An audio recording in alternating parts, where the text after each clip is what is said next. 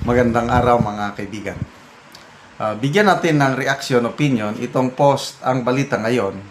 Title, ang inyong kasundaluhan kasama ninyo sa tunay na pagbabago tungo sa bagong Pilipinas.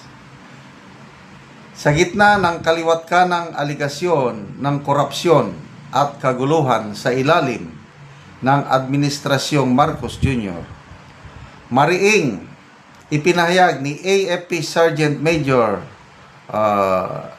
FCMS, ano ba yung First Chief Master Sergeant Feliciano Lazo, na ang buong kasundaluhan ay handang tumindig bilang katuwang ng pamahalaan sa adhikaing tunay na pagbabago para sa bansa. Sa talumpati na umani ng matinding reaksyon online, sinabi ni Lazo na nananatiling mataas ang profesionalismo at pagkakaisa ng mga sundalo. Sabi ng Chief Master Sergeant, pinakamataas na First Sergeant, Sergeant Major, our soldiers remain highly professional, disciplined, solid, united in purpose, and undivided in service to the nation. Okay. Kasunod nito, tahasan niyang idiniin ang panata ng AP sa konstitusyon at batas. Sabi niya, we affirm our pledge of unwavering allegiance to the flag, to the Constitution, and to the duly constituted authority, and that is you, our Commander-in-Chief, Sir. Grabe. Pinasigla pa lalo ang mensahe ng bigyang diin ni Lazo ang kolektibong direksyon ng AFP. We always have full adherence to the rule of law. We remain apolitical and fully committed to promoting unity among the Filipino people. Pero, ang pinakamatingkad na linya sa talumpati ay siyang nagbigay ng tono sa kabuoang mensahe.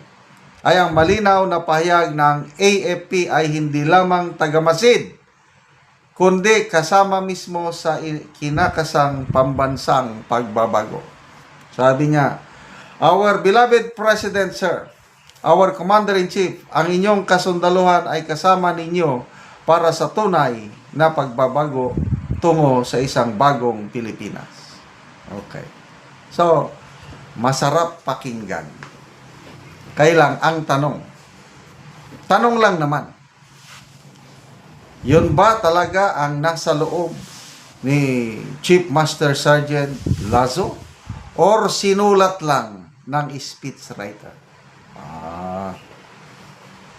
Kasi tinawag itong mga sergeant majors, tinawag sa Malacanang dinner, something like that. And to me, it's a wise move sa isang administrasyon na medyo dami ng problema. Napaka-importante po ang mga sergeant majors. Sa mga hindi nakakalam, ang mga sergeant majors, hindi yan rangko, title yan. Ang rango niya is Chief Master Sergeant, FCMS. Hindi ko alam yung F. First, Chief, foremost. Ang mga Sergeant Majors, kinakatawan nila ang mga enlisted personnel. Ang mga enlisted personnel, yung private, up to Chief Master Sergeant. Kasi, enlisted personnel tapos officers.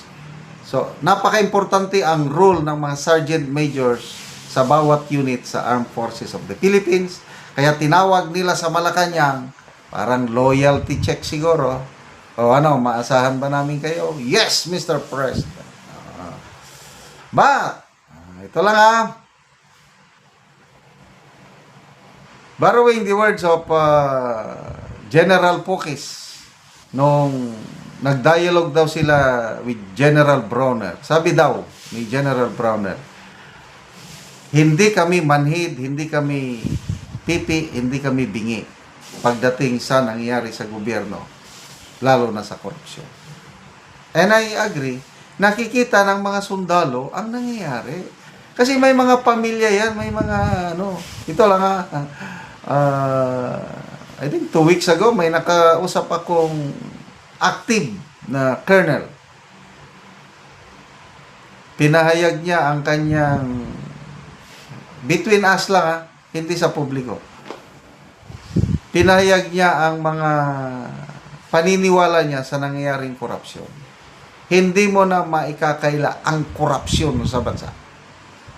Sa Pulse Asia Survey, noong September, 97% ng Pilipinos kumbinsido sa napakatalamak na korupsyon sa administrasyong ito. Kasama na itong mga sundalo natin. Noong midterm election, noong Mayo, yung boto ng ating mga sundalo at kapulisan, yan po ang pruweba na hindi sila satisfied sa gobyernong ito. Kaya lang, wala silang magawa. Dahil nga, yung kudita o mga withdrawal of support, wala na yon.